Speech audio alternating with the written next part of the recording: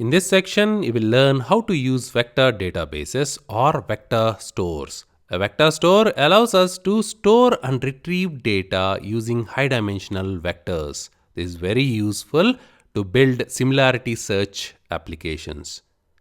The process to store and retrieve data in a vector store involves taking that data and breaking it down into small chunks. Once we have the chunks, we'll calculate the embeddings for each of these chunks using a embedding large language model. Once we have the embedding, we'll use this embedding as the metadata. We'll take the chunk of the data and then send it to the vector store. The vector store will create an index internally using this embedding, and it will store the data chunk under that index. So the vector store is aware of the high dimensional vector for the data chunk, and it also has the data chunk itself.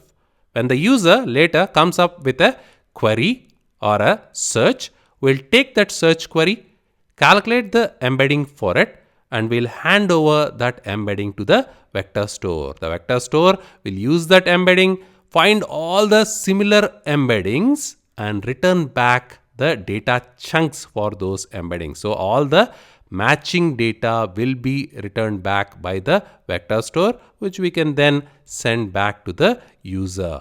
This process is very important as it will come again when you work on RAG in the next few sections.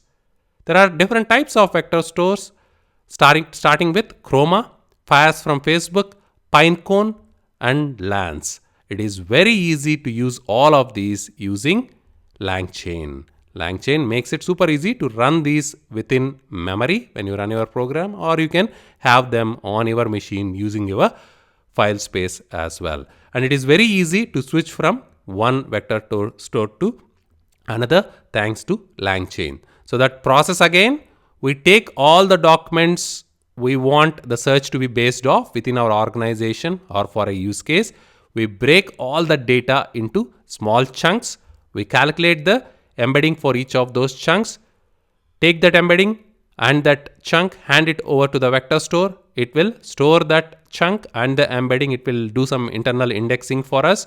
And then when the user has a query, we take that query, calculate the embedding, give that embedding to the vector store. The vector store is intelligent enough to find all the similar data chunks for that embedding, which match that embedding, and then return all that matching data, which we can then send back to the user or the application.